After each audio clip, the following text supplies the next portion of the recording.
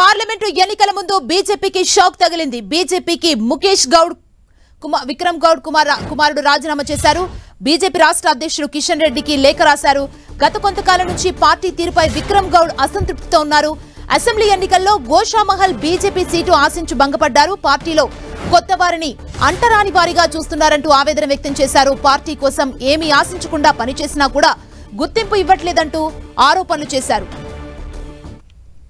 బీజేపీకి ముఖేష్ గౌడ్ కుమారుడు విక్రమ్ గౌడ్ రాజీనామా చేశారు. ఇదే అంశానికి సంబంధించి మరింత సమాచారం మా ప్రతినిధి అజయ్ మనకు అందిస్తారు. అజయ్, మనం చూసుకోవచ్చు, పార్లమెంట్ ఎన్నికల ముందు బీజేపీకి బిగ్ షాక్ అని చెప్పుకోవచ్చు. ఎందుకంటే గ్రేటర్ లో కొంత బీజేపీ బలంగా ఉందని భావిస్తుంది. ఇలాంటి తరుణంలోనే గ్రేటర్ కు సంబంధించినటువంటి ఒక బలమైన నాయకుడు, బలమైన సామాజిక వర్గం నుండి వెళ్లడం బీజేపీకి కొంత నష్టం చేకూర్చే పని అని చెప్పుకోవచ్చు. విక్రమ్ గౌడ్ పార్టీకి రాజీనామా చేస్తుండే పార్టీపై అనేకమైనటువంటి ఆరోపణలు కూడా చేసినటువంటి పరిస్థితి కనబడుతుంది.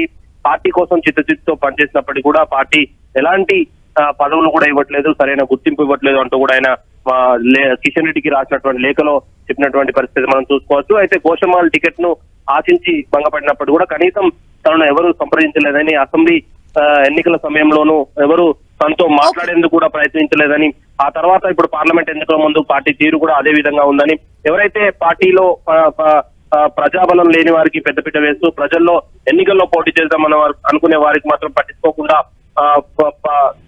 పక్కన పెడుతున్నారంటూ కూడా ఆయన ఆరోపణలు అయితే చేయడం జరిగింది. క్రమశిక్షణకు మారిపోయినటువంటి నాయక్ అని చెప్పుకునే పార్టీ నాయకులు కొట్లాడుతున్నా కూడా చూస్తూ ఊరుకుంటున్నారంటూ కూడా ఆయన ఆరోపణలు అయితే చేసినటువంటి పరిస్థితి మనం చూసుకోవచ్చు. థాంక్యూ అజయ్.